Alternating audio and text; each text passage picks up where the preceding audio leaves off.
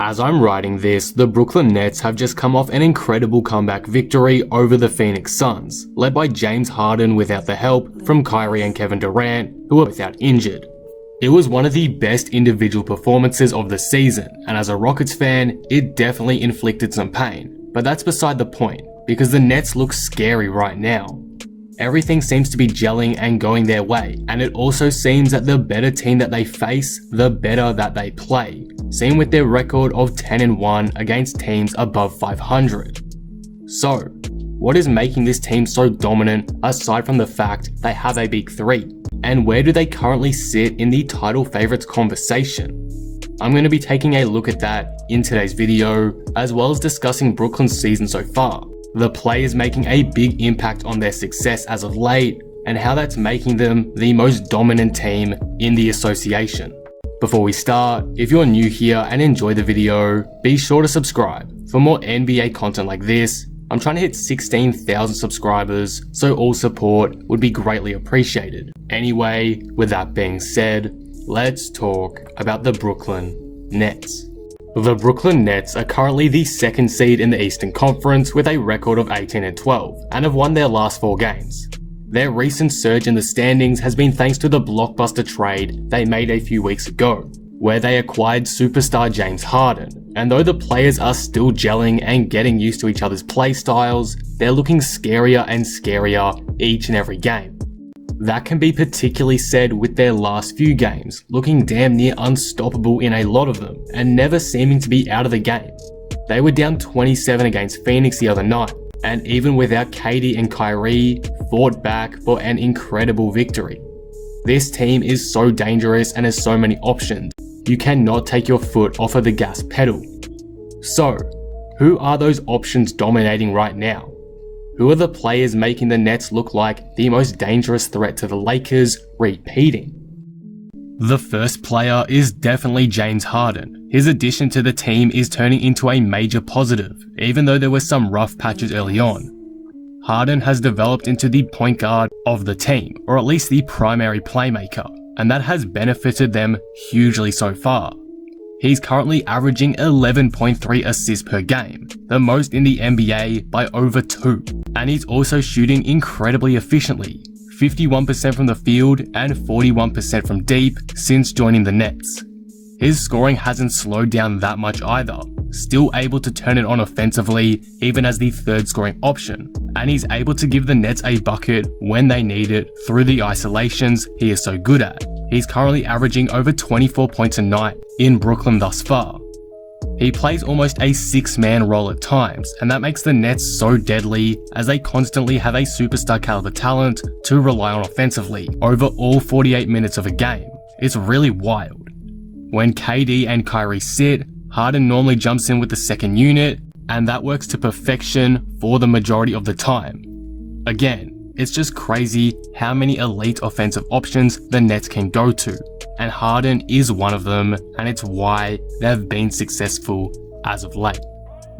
Obviously, Kyrie Irving and Kevin Durant play a massive role in the success of this team as well, and how scary they are, and though injuries and other external factors cause them to sit on the sidelines quite often, their impact is clearly enormous. KD, for one, is playing like an MVP candidate right now, which is ridiculous considering he ruptured his Achilles. Only one other player has returned to an elite form after an Achilles tear, and that's Dominic Wilkins, and now Durant can be officially added to that list. He's been absolutely ridiculous this season. Kyrie has been playing out of his mind as well in his 20 games this season, averaging 28 points per game, yes, 28. Dishing out 5 assists as well, and not to mention, he's also shooting at an elite clip of 53, 44, 91. Yet, for some reason, no one seems to talk about this crazy production because of his off-the-court controversies, which, let's be real here, for the most part, aren't that bad at all. People just love to overreact and criticize Kyrie and his unpopular stances, and for that reason, his insane offensive season is getting overlooked pretty heavily. Maybe it's just what we should expect from Kyrie at this point, but he's having by far the best season of his career, and that deserves a lot more love. Durant and Irving will continue to put on stellar displays for the Nets this season, and if they're fully healthy alongside Harden come playoff time, they're going to be incredibly hard to stop, if that wasn't obvious already. The final player I want to talk about today is Joe Harris, because he is having one of the best shooting seasons in the NBA right now, and is personally having a career year by extraordinary standards. As of when recording this video, Harris is averaging 15 points per game and is shooting 50% from 3 on 6.6 attempts, which is just insane in itself. However, it doesn't end there for Harris, because he is having one of the most, if not the most efficient shooting season out of everyone in the NBA. He currently leads the league in effective field goal percentage at 68.5%, second in true shooting percentage at 68.8%, fourth in three-point percentage at 50%, and has the 9th best offensive rating in the league individually. What makes that so wild is the player to normally lead in those stats, particularly effective field goal percentage, is a great center who dominates inside and gets a bulk of their points from the paint, such as a guy like Mitchell Robinson of the Knicks, who I believe led the stat a couple years ago. Harris takes almost all of his shots from beyond the arc, so for him to be playing this well is just incredible. It's pretty obvious why this is occurring though. With the big three of Harden, Durant, and Kyrie around him, Harris is going to get, and has been getting, completely wide open looks often, simply due to the gravity those other guys pull. Of course, being one of the league's top shooters and all, he's knocking them down and playing a major reason why the Nets are starting to take over. So those are all the players that I want to talk about today. But are there any other reasons why the Nets are looking better than ever as of late? The biggest thing I can think of is that it seems the stars have figured out their roles on offense, and that's allowed them to maximize this trio's potential. Their offense has been run to near perfection as of late, and during stretches has looked out of this world, so with more time, I can only imagine it getting even better. On the other side of the court, defense is still an issue, but I will say it's getting a lot better, which is why they're not losing games they shouldn't as of late, like they did in the early days to teams like Washington. The signing of Andre Roberson is going to be a big help in solving this issue as well, assuming he's back to 100% and can provide the same defensive quality he used to back in OKC. There's been rumors the Nets could bring in a guy like JaVale McGee, Larry Nance, or Andre Drummond potentially near the trade deadline, which again would help them a ton with their rim protection problems. With all these factors combined though, the Nets are shaping up to be a favourite to come out of the East in 2021. But how far could they actually go realistically?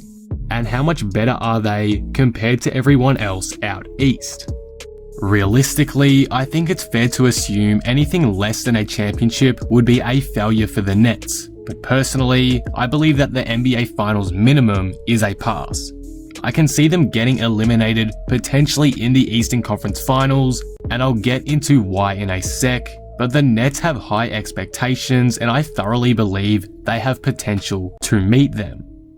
So, why are they better than all these other Eastern Conference contenders? Firstly, the Bucks.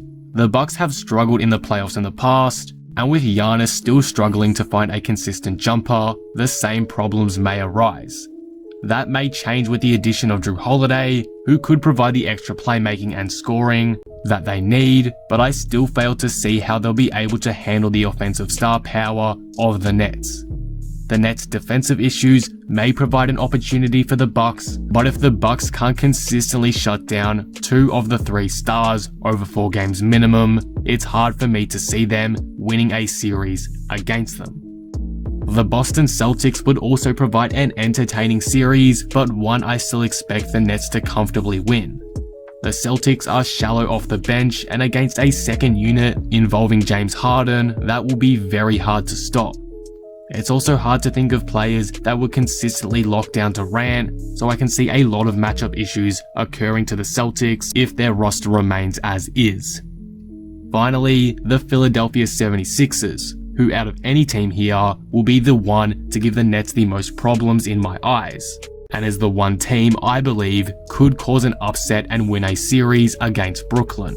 I say that because if the Nets' current roster stands as is, they will have some horrid rim protection that Joel Embiid will absolutely feast on.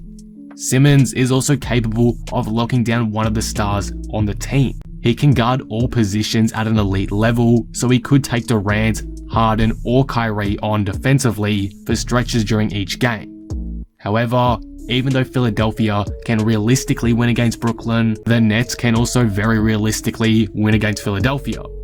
The offensive potential this team has is unreal, and who knows how possible it is to keep up with them over a 7-game series. With the right adjustments, they will be very hard to keep up with, so it's why I believe Brooklyn is still a good chance to get past the Sixers at their best. If Simmons shuts down Harden, they can go to Kyrie. If they're able to lock down Kyrie, they can go back to Durant. It's going to be very difficult for a lot of teams to outplay Brooklyn in a 7-game series. Would I call the Nets favorites to get out of the East right now? Probably, but I wouldn't say that they're clearly above everyone else. They still have a lot to prove as a team in my opinion, but as I mentioned, it would be very hard to go past them right now. So overall, these are my thoughts on the Brooklyn Nets. With the stars finding their roles on offense, the Nets have been more dangerous than ever, and are starting to look like one of the premier teams in the title race. With new guys like Andre Roberson coming in, their weaknesses could be set to improve, and with role players like Joe Harris having career years, it's hard to imagine a team shutting down the Nets for 4 out of 7 games if they're clicking as a unit.